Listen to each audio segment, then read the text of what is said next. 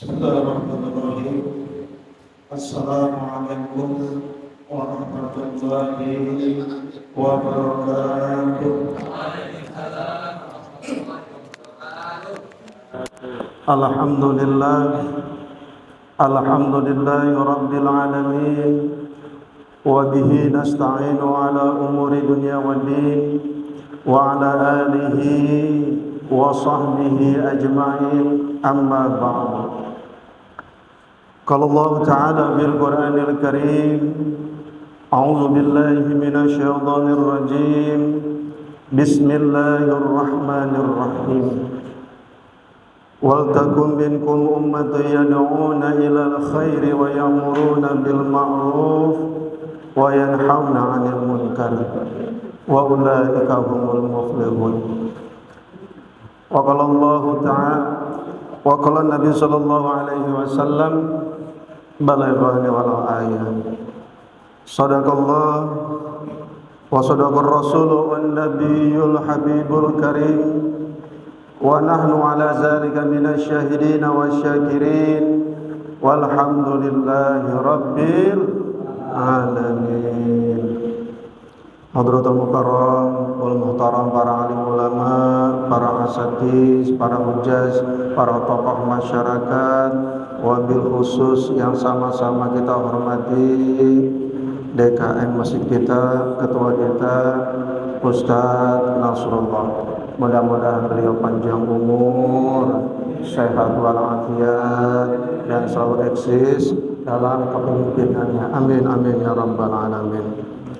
Dan pula orang tua kita Pak Salim, dan berikut para jamaah sekalian yang tidak saya sebutkan satu persatu, tidak mengurangi rasa tazim dan hormat kami semua. Dan terutama Korwil Wilayah RW 016 Bapak Ridal Amras, mudah-mudahan beliau panjang umur, sehat walafiat.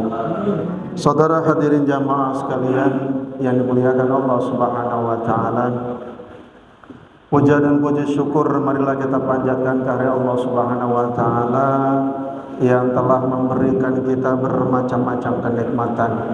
Nikmat iman, nikmat Islam, nikmat sehat walafiat, sekaligus nikmat panjang umur. Dengan nikmat tersebut kita dapat melangkahkan kaki kita memenuhi rutinitas kita, yaitu malam Senin pengajian kita. Mudah-mudahan langkah kaki kita, keikhlasan kita, dan seluruh rangkaian ibadah kita akan menjadi nilai ibadah di sisi Allah Subhanahu wa ta'ala. Amin amin ya rabbal alamin. Salawat serta salam marilah kita sanjungkan kepada baginda Nabi besar kita, pemimpin kita, Nabi terakhir, Rasul terakhir, tiada lain dan tiada bukan Nabi Allah Muhammad sallallahu alaihi wasallam, yang telah menangkap minaz zulumati ila nur, dari zaman kegelapan hingga terang benderang seperti saat ini.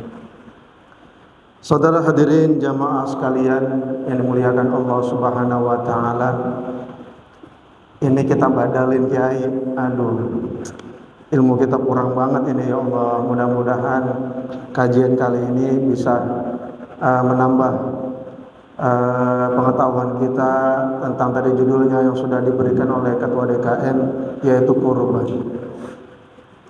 Saudara hadirin jamaah sekalian dimuliakan Allah Subhanahu wa taala, kata kurban dalam bahasa Arab berarti udliyah. Udliyah dan udluha pada awalnya bermakna waktu udluha, waktu duha gitu, yaitu waktu antara dari pukul 7, maksudnya pukul 7 pagi hingga pukul 11 siang.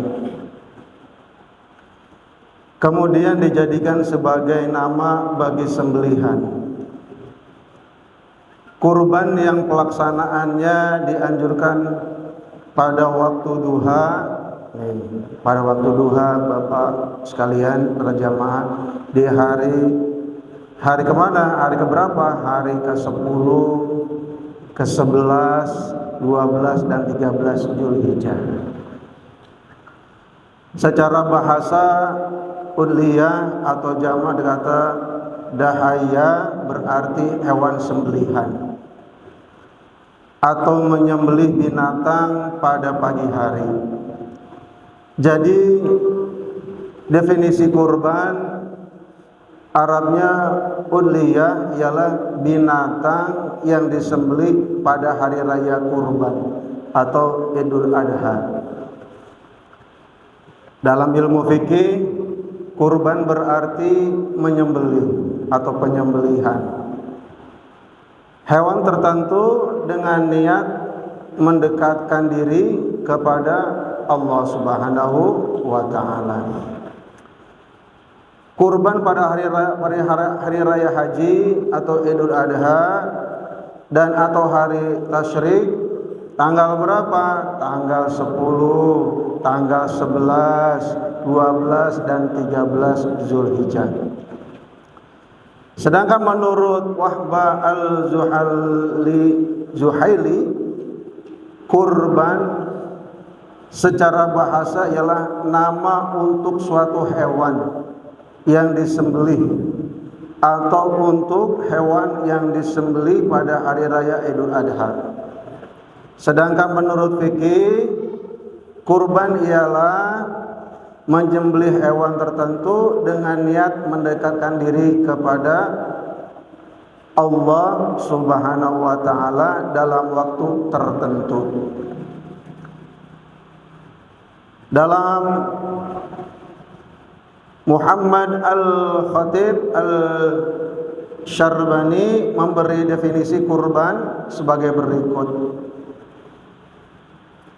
Wahia ma yusbahu minan na'ami taqarruban ilallahi ta'ala min yaumil 'id ilal akhir ayyamil tasyrik.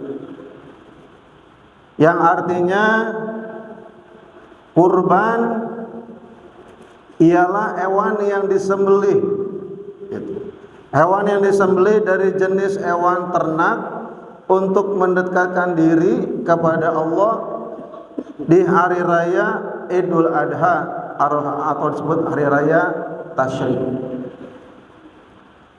Dan menurut Al-Jaziri, kurban ialah untuk menyebutkan suatu hewan dari jenis hewan ternak yang disembelih atau dijadikan kurban untuk mendekatkan diri kepada Allah Subhanahu wa Ta'ala di hari raya apa? Di hari raya Idul Adha. Nah, ini harus kita sama-sama ketahui, harus tahu nih dasar hukum kurban juga. Apa sih dasar hukum kurban? Al-Quran maupun Al-Sunnah sebagai sumber pokok hukum Islam banyak sekali menyebutkan tentang ibadah kurban dan memerintahkan secara jelas dan tegas diantaranya yaitu surah Al-Hajj ayat 34. Bismillahirrahmanirrahim. Wa likulli ummatin ja'alna mansakan liyazkuru smallahi ala ma razaqahum min bahimah. Yang artinya, dan bagi tiap-tiap umat telah kami syariatkan penyembelihannya atau kurbannya supaya mereka menyebut nama Allah terhadap binatang ternak yang telah direzekikan Allah kepada mereka. Ini surah Al-Hajj ayat 34. Ayat Al-Quran tersebut menunjukkan adanya apa? Adanya anjuran supaya berkurban untuk mendekatkan diri kepada Allah. Dengan apa? Dengan menyembelih binatang ternak. Ayat lain dalam surah Al-Kautsar juga dinyatakan. Apa itu? Bismillahirrahmanirrahim. Inna a'tainakal kautsar. Fashalli li rabbika wanhar. Inna ni'aka huwal abtar. Yang artinya sesungguhnya kami telah memberikan kepadamu nikmat yang baik, maka dirikanlah salat karena Tuhanmu dan berkurbanlah. Sesungguhnya orang-orang yang membenci kamu dialah orang yang terputus. Surah Al-Qasar ayat 1 sampai dengan 3. Saudara hadirin jamaah sekalian, ini sekarang kalau kita lihat setiap mushola, setiap masjid maupun masyarakat baik di Bekasi maupun di Jakarta selalu berkumandang nih ajakan berkurban. Kenapa demikian? Ya karena yang sanggup silakan, monggo. Yang nggak sanggup ya nggak apa-apa, mungkin tahun besok seperti itu.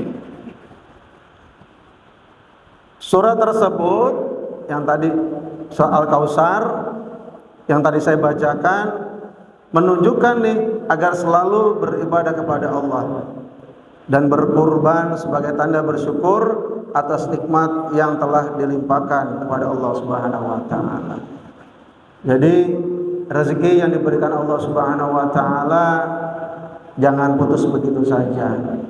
Ya kalau bisa, ada juga orang teman saya nabung tuh dalam setahun. Kenapa?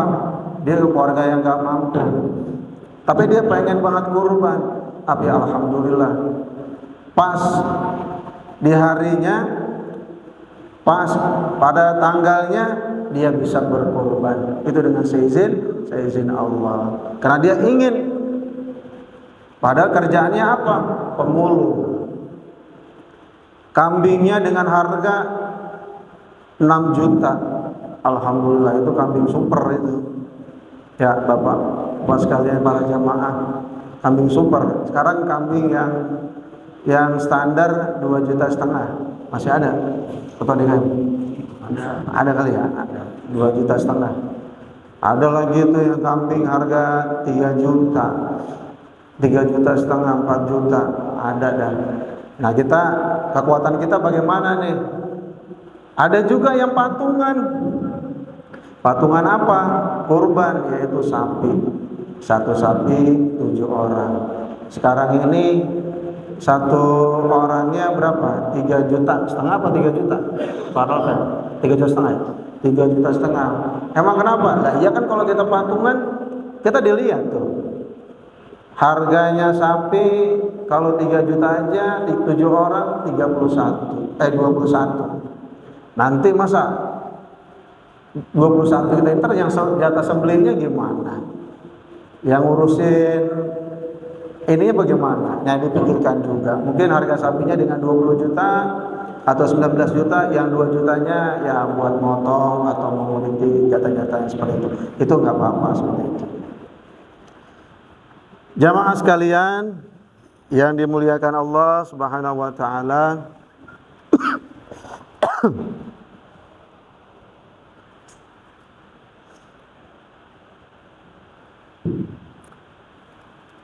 Jamaah sekalian yang dimuliakan Allah Subhanahu wa taala,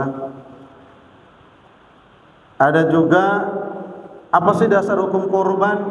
Nah, ini dari hadis riwayat Abu Dawud yang mengatakan, ya ayuhan nasu inna ala kulli ahli baitin fi kulli amin adhiyatin, rawahul Abu Dawud.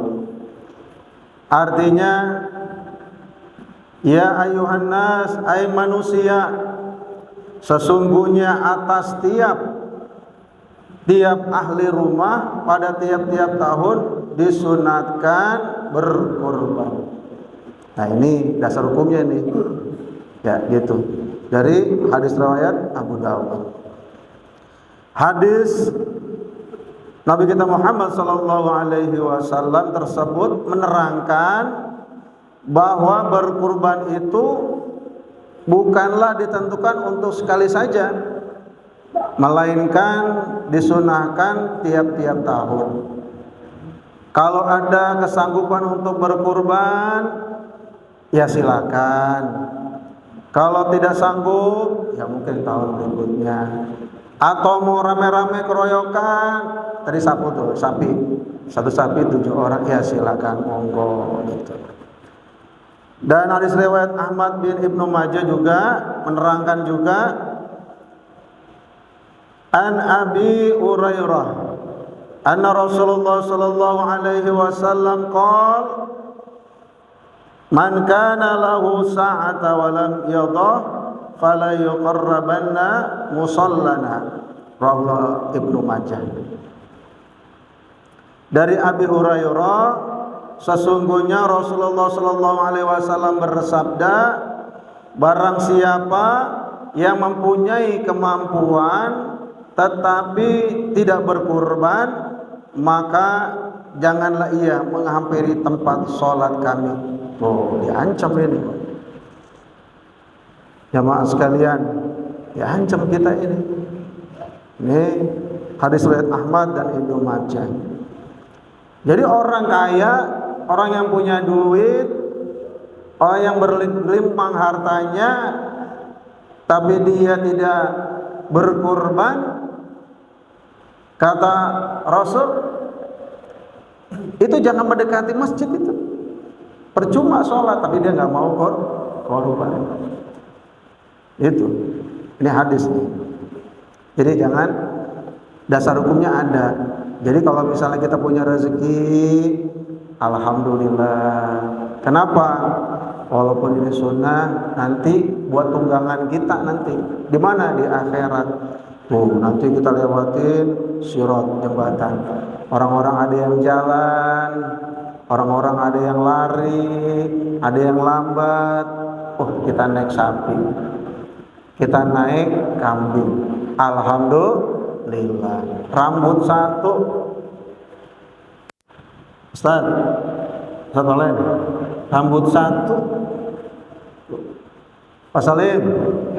Rambut satu dibelah 7. Allah. Kayak apa gitu? Kecil banget.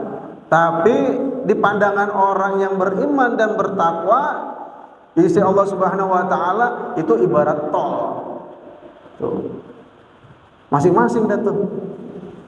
Masing-masing apa? Ketakwaannya kepada Allah Subhanahu wa taala. Ada yang cepat larinya cus kayak kilat. Ada yang larinya biasa kayak maraton. Ada yang juga pelan banget kayak kura-kura. Ada yang naik tuh, tunggangan dia, entah sapi, entah kambing dan sebagainya. Ya Allah. Itu. Nah, kurban yang kita kurbankan pada saat kurban, insya Allah menjadi tunggangan kita di akhirat. Amin ya rabbal alamin.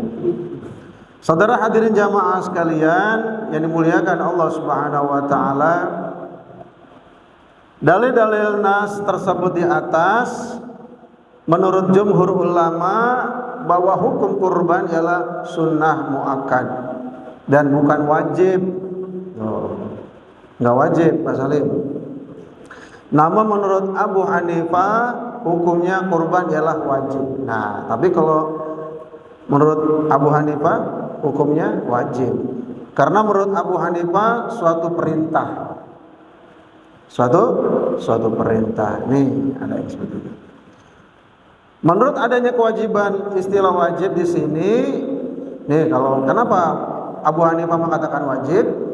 Karena menurut Abu Hanifah kedudukannya sedikit lebih rendah daripada fardu kata dia, dan lebih tinggi daripada sunnah. Tuh, kenapa ini Abu Hanifah mengatakan wajib? Nah itu karena kalau kata dia itulah karena kedudukannya lebih rendah daripada fardu dan lebih tinggi daripada sunnah karena hukumnya wajib bagi beliau.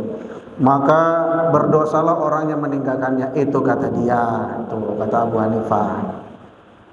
Jika ia tergolong orang yang mampu, nih kata Abu Hanifah, ya tergolong orang yang mampu selain mazhab Hanafi, ya di mazhab Hanafi mengatakan bahwa hukum kurban adalah sunnah. Tapi kalau mazhab Hanafi, ya Hanafi mengatakan hukumnya sunnah. Sunnah apa? Sunnah muakkad dan tidak wajib. Kalau mazhab Hanafi. namun dimakruhkan lagi nih bagi orang yang mampu berkorban dan tidak melaksanakan ibadah kurban. Kata mazhab Hanafi itu hukumnya sunnah, tapi dimakruh nih kalau misalnya dia orang kaya, ya berkorbannya. Saudara hadirin jamaah sekalian yang dimuliakan Allah Subhanahu wa taala, sejarah ini kalau kita lihat sejarah kurban, ya, ibadah kurban termasuk syariat dari Nabi apa? Dari Nabi Ibrahim alaihissalam. Dan beliaulah yang mula-mula melaksanakan apa? Melaksanakan kurban. Apa sabdanya? An Zaid bin Azqam qala ashabu Rasulullah sallallahu alaihi wasallam, ya Rasulullah, ma hadhil adhi? Qal sunnata abikum Ibrahim. Rawahul Ibnu Majah. Yang artinya dari Zaid bin Arqam berkata, para sahabat Rasulullah SAW bersabda, ada apa dengan kurban ini? Nabi bersabda, sunnah bapakmu Ibrahim. Hadis riwayat Ibnu Majah. Nah, kita melaksanakan kurban karena meneladani sunnah siapa? Sunnah Nabi Ibrahim alaihissalam, dan mengenang peristiwa agung, yaitu peristiwa penyembelihan kurban. Nabi Ibrahim mendapatkan wahyu dalam mimpi untuk menyembelih anaknya. Siapa? Nabi Ismail. Beliau mematuhi isi wahyu tersebut, lalu menemui putranya, dan buah hatinya itu, anak yang baru ia miliki itu. Nabi Ibrahim setelah itu melanjutkan menanyakan nih. Nah, ini Nabi Ismail adalah anak yang dirindukan kelahirannya nih sebelumnya. Pas sudah rindu-rindunya, datang tuh segera kata Allah untuk menyembelihnya. Namun setelah Allah Subhanahu wa taala memberinya kegembiraan, nah kegembiraan berupa anak yang baru pengennya Nabi Ibrahim, tiba-tiba datanglah wahyu agar menyembelih putranya itu. Siapa putranya? Nabi Ismail. Ini merupakan ujian nih yang sangat berat bagi Nabi Ibrahim. Putra yang dirindukan, putra yang dia banggakan, kehadirannya disuruh disembelih. Tega nggak tega ini gitu. Dalam kondisi seperti itu, tiba-tiba perintah Allah datang tuh menyembelih. Hendak menguji Nabi Ibrahim, apakah dia masih setia dan tulus ikhlas kepada Allah Subhanahu wa taala, ataukah hatinya bergantung dan sibuk dengan anaknya. Nah, Nabi Ibrahim lulus tuh dalam menghadapi ujian ini. Ia pergi menemui anaknya, ia tidak mengambilnya dengan tiba-tiba dan tidak pula mencari kelengahannya, tetapi dikemukakan tuh maksud dan tujuannya, terang-terangan tuh menyatakannya Nabi Ibrahim. Bagaimana Nabi Ibrahim mengatakannya? Di dalam surah As-Saffat ayat 102. Ya bunayya inni arfi manami inni azbahuka fanzara maza tara. Nah, ini Nabi nih, kata Nabi Ibrahim, hai anakku, sesungguhnya aku melihat dalam mimpiku bahwa aku menyembelihmu. Maka pikir-pikirlah bagaimana pendapatmu. Tuh, kata Nabi Ibrahim. Ini dalam surah As-Saffat ayat 102. Nabi Ismail anak yang patuh, ya, dan mengerti kedudukan orang tuanya dan posisi sebagai anaknya. Ia tidak membanggakan atau tidak bimbang dan ragu, dengan penuh keimanan dan kepercayaan sebagai seorang mukmin, ia berkata, Ya abati, afala ma tu'maru satajiduni insyaallah minas sabirin. Nih kata Nabi Ismail, hai bapakku, kerjakanlah apa yang diperintahkan kepadamu, insyaallah kamu akan mendapatkanku termasuk orang-orang yang sabar. Coba kalau kita para plan punya anak lagi gemuk-gemuknya, lagi sedang-sedangnya, para plan dikasih wahyu tuh. Para plan itu sembelih anaknya, gimana para plan? Ya Allah, gak kuat. Ini Nabi Ibrahim pengen banget punya anak, udah punya anak pengen disembelih. Ya Allah. Tapi dia terus terang kepada Nabi Ismail. Gitu. Nah, apa jawaban Nabi Ismail? Tadi itu jawabannya, hai bapakku, kerjakanlah apa yang diperintahkan kepadamu, insya Allah akan mendapatkanku termasuk orang-orang yang sabar. Jadi suatu jawaban yang memancarkan keimanan, tawadu dan tawakal kepada Allah Subhanahu wa taala. Dan tatkala keduanya telah berserah diri, si ayah telah menyerahkan kepada anaknya, Nabi Ibrahim, dan si anak telah menyerahkan lehernya kepada ayahnya.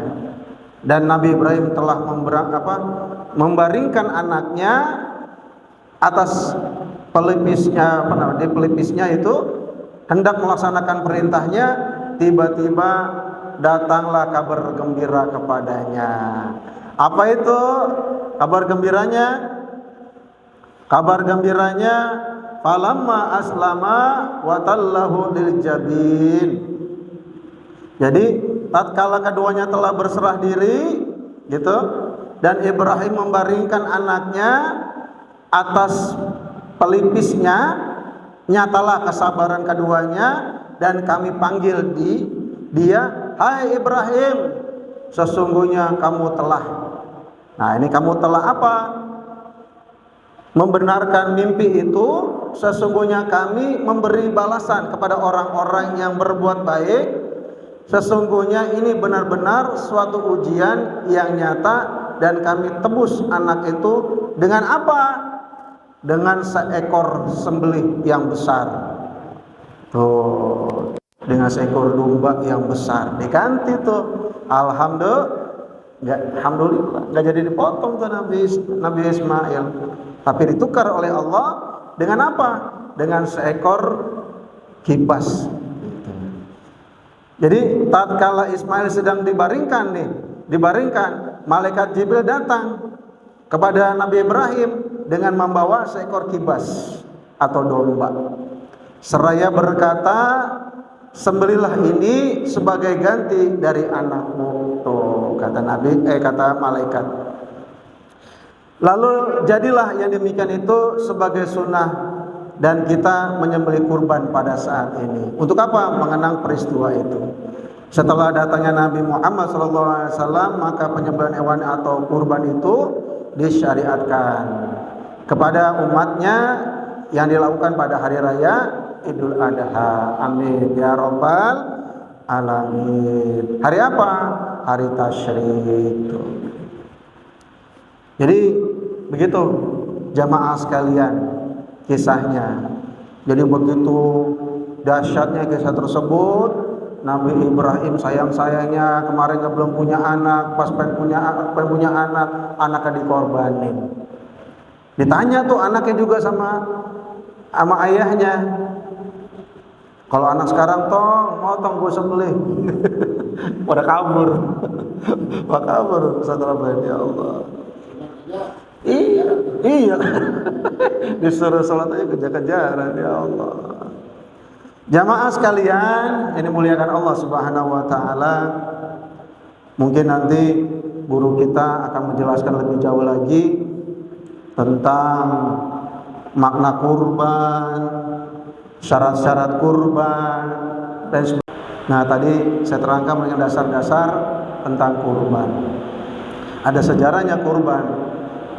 Siapa bilang nggak ada sejarah? Semuanya ada sejarahnya dan ada dalilnya. Nanti juga ada syarat-syarat kurban, macam-macam hewan kurban, itu banyak itu. Terus sifat hewan yang dikurbankan bagaimana? Nanti tertanya dah sama Kiai, ya gitu ya. Ya kita, dan umur hewan kurban berapa tuh? Yang bagusnya bagaimana? Terus lagi waktu penyembelihan hewan kurban bagaimana? Nah, ini kita cuma badalin aja. Mudah-mudahan kita yang berkumpul di sini mendapat hikmah, mendapat keberkahan dari Allah Subhanahu wa taala, mendapat ilmu sedikit, Allah sedikit bermanfaat. Amin ya rabbal alamin. Mari kita sama-sama bersalawat dulu kepada Nabi kita Muhammad SAW. Sebelum bersalawat, kita juga berdoa untuk ayah ibu kita, kakek nenek kita yang pulang ke rahmatullah, saudara-saudara kita, guru-guru kita yang pulang ke rahmatullah. Mudah-mudahan Allah ampuni segala dosa-dosanya, Allah terima amal ibadahnya, Allah masukkan surga Allah Subhanahu wa taala. Ila hadratin Nabi Mustafa Rasulullah sallallahu alaihi wasallam. Biramil Fatihah. A'udzu billahi minasy syaithanir rajim. Bismillahirrahmanirrahim. Alhamdulillahi rabbil alamin. Ar-Rahmanir Rahim. Maliki yaumiddin. Iyyaka na'budu wa iyyaka nasta'in. Ihdinas siratal mustaqim. Siratal ladzina an'amta 'alaihim ghairil maghdubi 'alaihim waladdallin. Amin. Allahumma salli wa sallim ala sayyidina Muhammadin sahibil busyara salatan tubashshirna biha wa ahlana wa auladana masyayikhina wa li'alimina طلبتنا وطالبتنا يومنا هذا إلى يوم الآخرة. Itu kalau kita sholawatan, insya Allah sama dengan kita baca Yasin. Para sholawatan busro. Itu maknanya nanti kita dapat rezeki secara tiba-tiba. Alhamdulillah, dilancarkan rezekinya, digampangkan segala urusannya. Itu sholawatan busro. Ya Bapak, jamaah sekalian yang di ini, amalin sholawatan busro juga. Enak itu, 41 kali ya silakan. Hari Jumat boleh.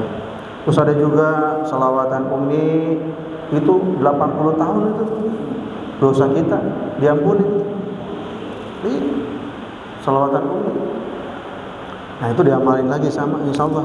Nah umur kita kan 63. Kalau sholawatan itu tiap Jumat itu kita ini insya Allah 80 tahun dosa kita diampuni. Jamaah sekalian yang dimuliakan Allah Subhanahu wa taala, mari kita berdoa kepada Allah Subhanahu wa taala.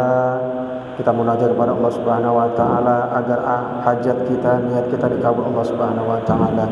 Bismillahirrahmanirrahim. Alhamdulillahirabbil alamin, hamdan syakirin, hamdan na'imin, hamdan yu'afiru wa yukafiru mazidah. Ya Rabbana lakal hamdu wa lakal mulku wa lakal syukru wa lakal ridha kama yanbaghi li karim azim sultanik.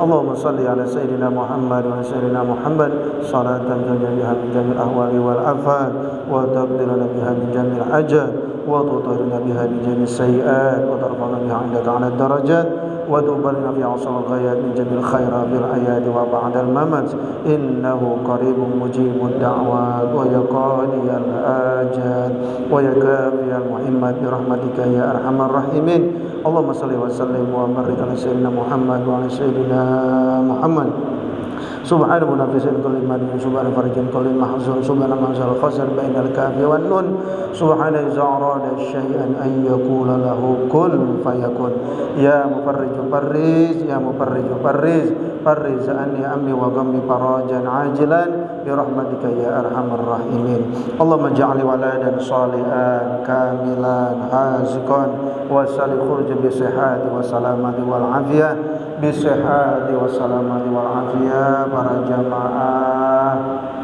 Masjid Jami Al-Ikhlas bisihhati wa salamati wal afiyah para keluarga kita yang pulang keluarga kita di rumah anak istri kita yang pulang anak dari rumah mudah-mudahan Allah sehatkan badannya Allah banyakkan rezekinya yang halal berkah untuk kepada Allah Subhanahu wa taala bisihhati wa salamati wal afiyah Rabbana zalamna anfusana wa illam taghfir lana wa tarhamna lanakunanna minal khasirin Rabbana atina fid dunya hasanah wa fil akhirati hasanah wa qina azaban nar subhana rabbika amma yasifun wa salamun alal mursalin walhamdulillahi rabbil alamin. Assalamualaikum warahmatullahi wabarakatuh.